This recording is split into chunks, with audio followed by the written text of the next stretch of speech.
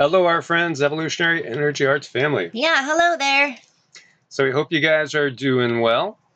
Indeed. And we see that debris from the falling rocket. They say it landed in the Indian Ocean, that it re-entered over the Arabian Peninsula, and then safely, what was left of it that did not burn up in the atmosphere, landed safely in the Indian Ocean. Well, that's nice that they say that. Well, yeah.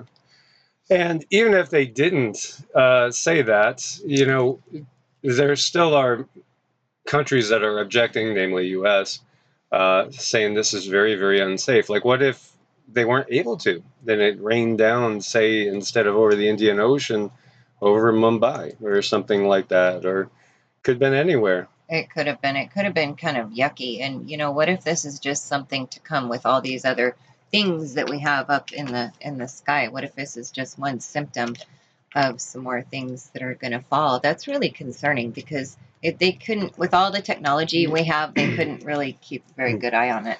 Well, of course, there were people that were suspicious about the whole thing, saying, well, it's a good excuse, but who knows what might be in there, for instance, as it's burning up and maybe it's dispersing something. Yeah, we are, in my mind, living in times that are building towards open conflict. If you've studied history, it's just obvious. And then, of course, we look back to 1871, what some people think was just a red herring, a statement by a 33rd degree Freemason by the name of A.P.I.K.E., stating 3 world wars. And, we could look back to see how things have been manufactured and put together in a certain way. So, and that'll be the second video. There's so much going on there today to cover as well. And meanwhile, we have Tropical Storm Andres.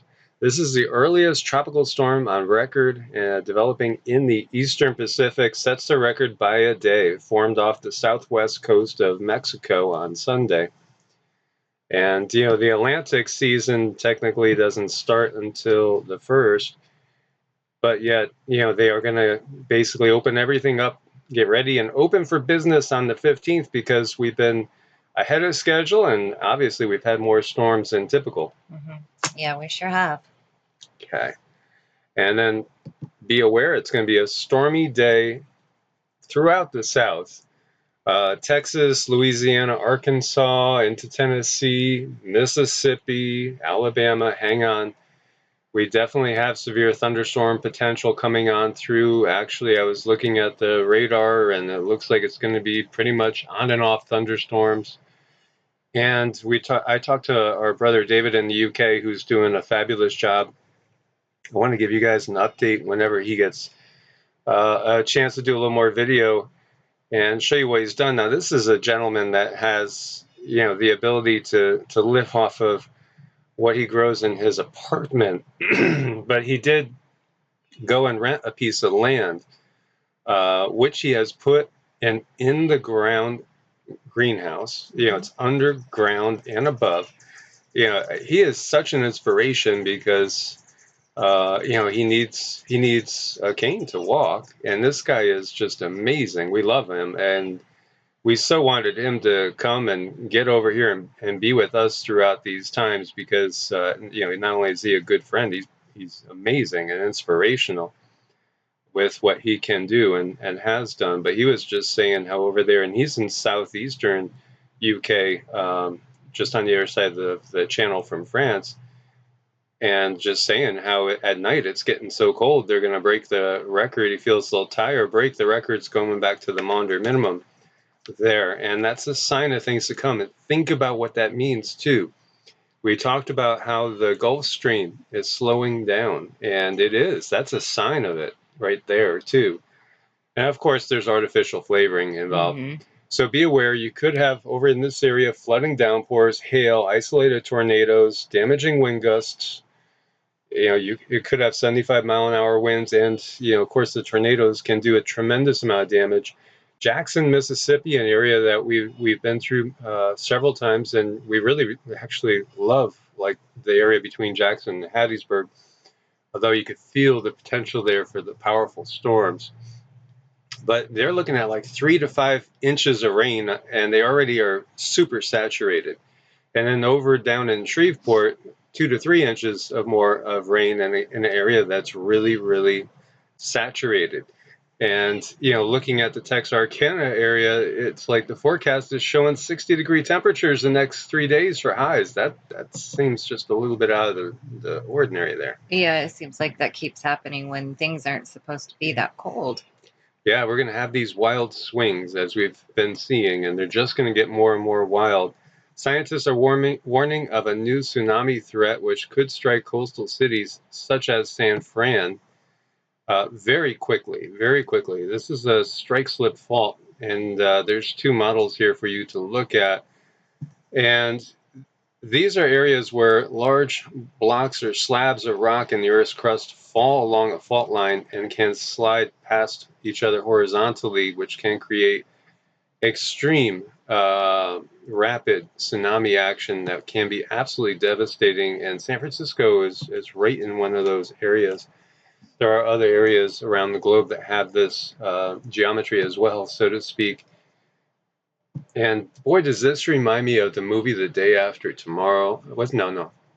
How It Ends. I take it back. How It Ends, not The Day After Tomorrow. If you guys remember the movie How It Ends, there's this mysterious occurrence on the West Coast.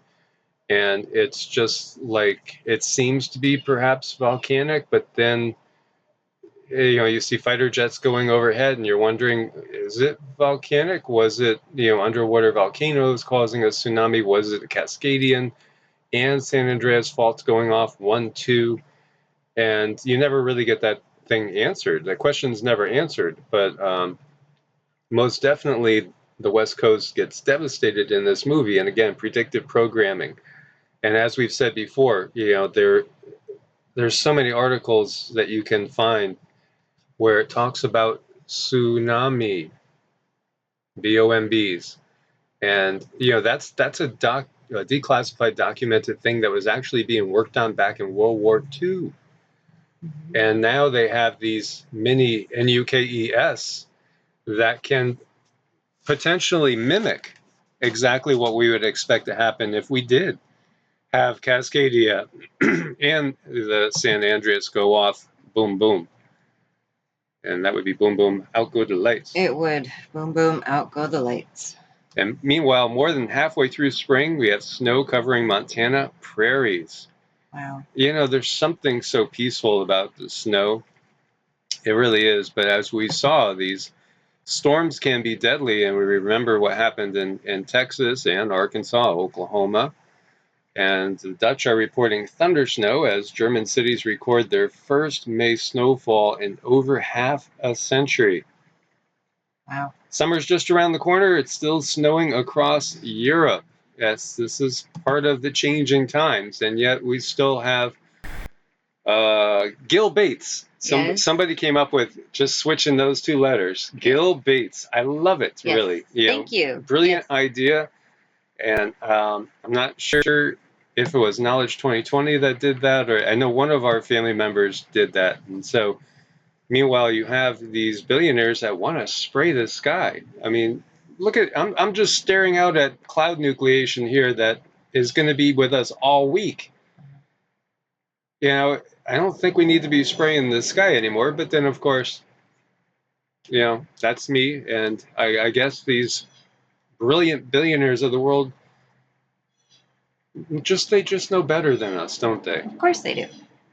And so we see Professor Fritz Varenholtz. Solar-induced cooling this decade is our only hope against dangerous CO2 reducing policies. So he has a doctorate in chemistry, began his professional career at the Federal Environmental Agency in Berlin before joining the Hessian Ministry of the Environment. From 84 to 90, he served as State Secretary for Environment. From 91 to 97 as Minister for Energy and Environment in the state of Hamburg. Known as the author of several environmental books, the bestseller Well, Seveso is Everywhere was one of the most influential books for the green environmental movement in Germany.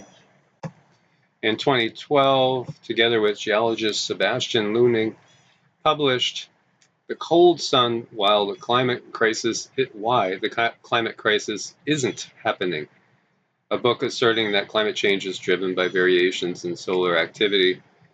The pair predicted the Earth is entering a cooling phase due to periodic solar cycles. And this is where I feel that, again, we don't have to just say it's one thing or the other. I think there's all the above going on, because I do think we're going into a certain solar cycle. Mm-hmm. But what we've gotten from the guides is it wouldn't be anywhere near as severe if there was not the artificial flavoring. It's the artificial flavoring that's being added to this recipe for disaster that's giving us the extremes, because otherwise we would be naturally entering this cycle in a much smoother fashion. And, again, people might look back and say, well, look here, and look here, and look here, and look here. We see this repeated throughout history. Well, how long have these powers that be been here? Mm-hmm. How long have they? Again, you look back to forbidden archaeology, and there's metal spheres that are like 2 million years old. 2 million years old. How far back do our climate records go? How far back do we go through the ice cores? And, again, how long has geoengineering of a very, very high level been done on this planet? I know. I mean, things should be so much more organic than they are. Just like our abilities and our evolution, it should be smoother, it should be clearer, and it should be natural. But it's like they've taken all of their knowing what they know, because I feel that they've been able to read about these cycles. They have information that we don't have, and they come at things at all different angles and separate people and give disinformation because they know what's going on. Exactly. And there was a couple of people that attacked us big time that are in the alternative side of things. Mm-hmm. And I think they played their cards by doing that, and you could sense their energies. And most of you would probably recognize a couple of the names. And these I feel are people that are on the payroll, and they're on the payroll of the powers that be, because they're pushing the alternative narrative, but they're doing so knowing they ignore the artificial component to it and just say it's all just a natural cycle. It's the sun, stupid. Which, yeah, sure, it is the sun, and the sun can do a lot more than humans can do. However, if we again go to the Kardashev scale and just start to fathom the technology that would be available to a civilization that's maybe 1,000,000 years ahead of us, 2 million years ahead of us, they would be able to do more than just simply harness and utilize the energy of a star. They could probably move that star into different orbits at will. They might be able to slow and speed up things and processes as well. So, I do think that there is a lot of controlled disinformation out there, and, of course, our friend David Devine, and others, I've had discussions with David, and, we've discussed the ET interdimensional aspect of things, and we've done that on live shows in the past. And so, I know his mind is open as well. And many are recognizing this more and more, the artificial flavoring and the non-human induced aspect of this that is not natural. Mm-hmm. That's very true. Agree. And that's why we're where we are, because the censorship, it's fascinating to see. And again, I had spoke about this one, and do you remember the name of that channel that did like that massive documentary on all the mining operations that appear to be millions of years old across the planet? No, but I know what you're talking about. We'll have to research it, and I'll point it out to you guys, because this channel went from having videos that were getting hundreds of thousands of views to now the videos get about 300 views. Yeah. 300.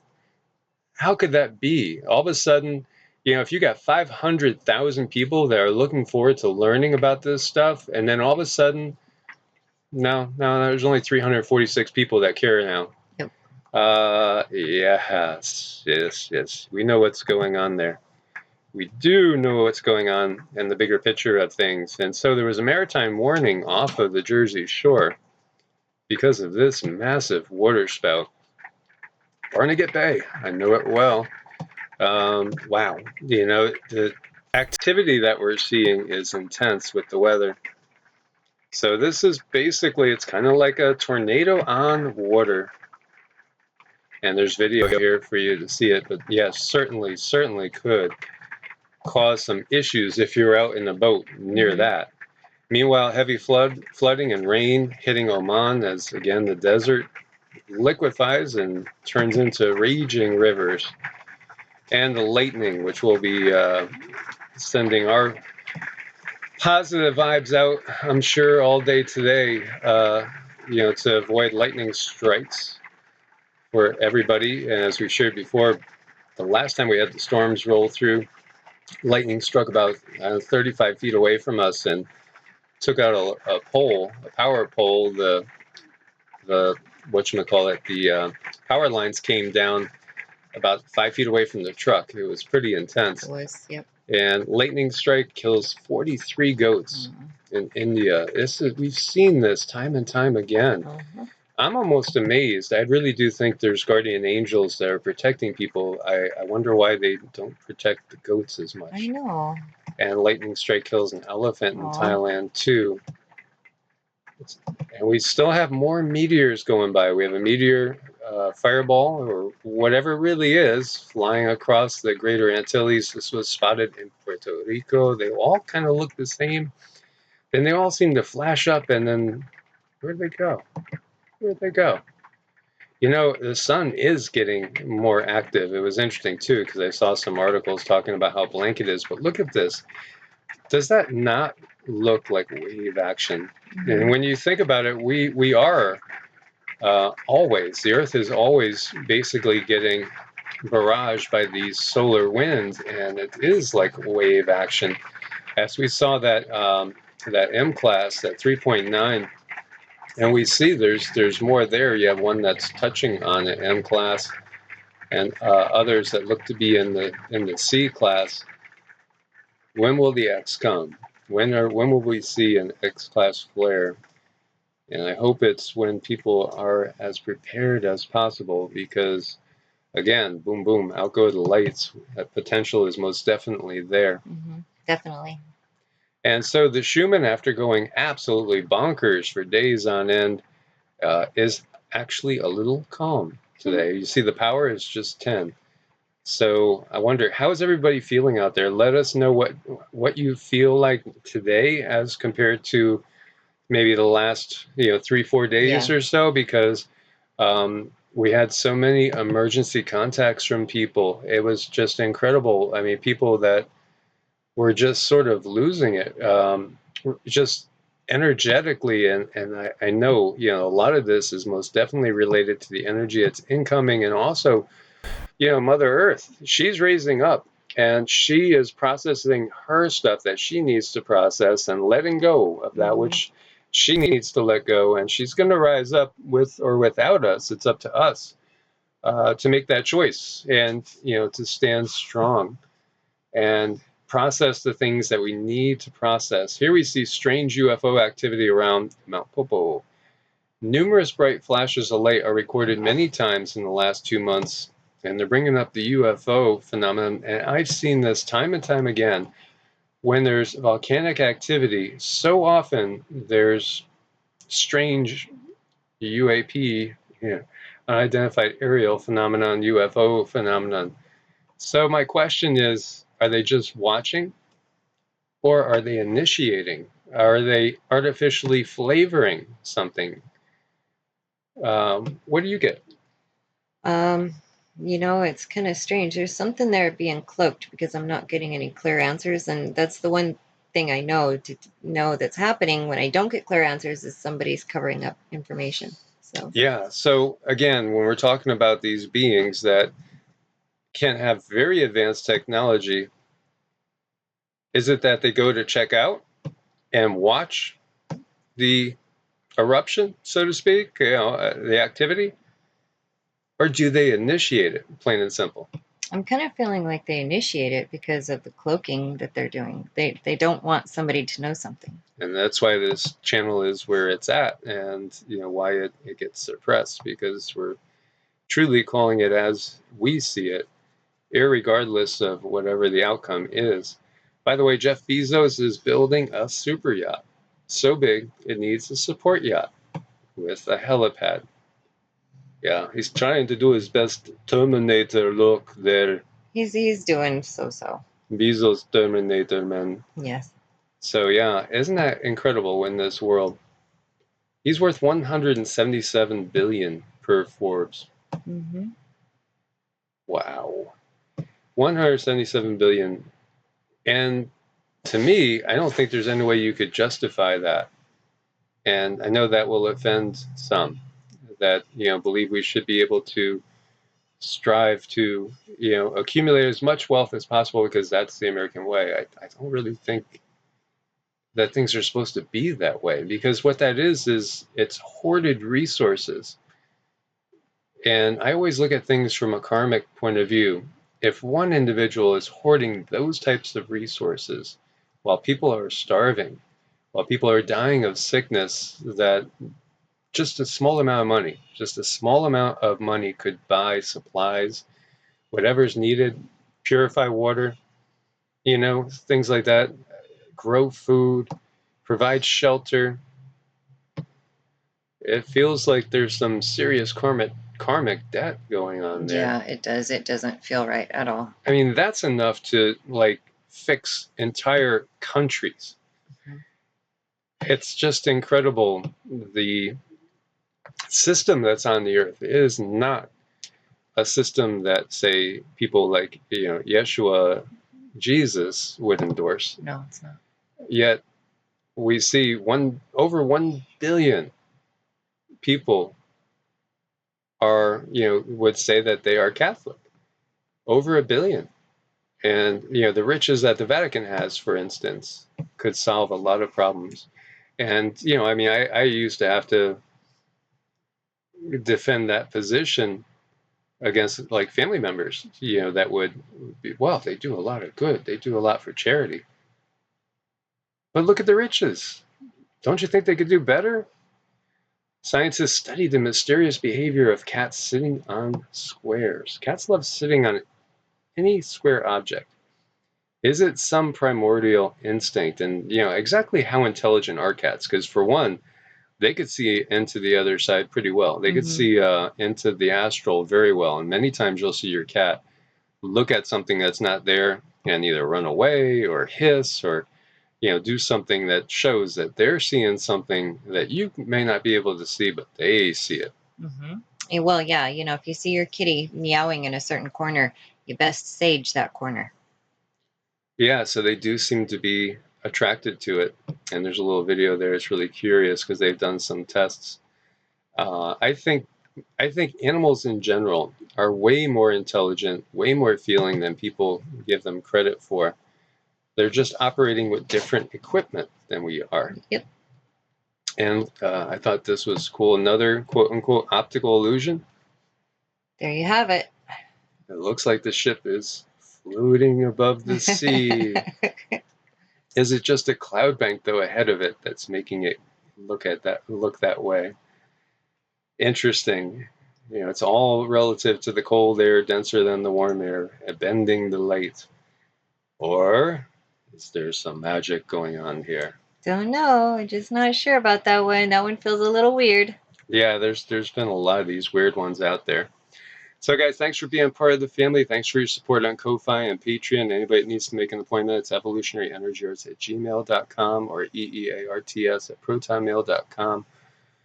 Same thing with the Vedic charts. We need all the info. So time of birth is critical. If you, well, I think it's 6 a.m., but it might have been 6 p.m. It cannot be accurate with that. So we need the exact time. It should be on the birth certificate, and you could also request it if needed. About 3 weeks, maybe 3 to 4 weeks for a Vedic chart right now, as Cindy has a lot to do. And then as far as a regular appointment, probably 2 to 3 weeks out right now. As always, guys, stay prepared out there. Stay positive. Keep putting the positive vibes out. This whole dark system is beginning to crumble, and it's only going to speed up.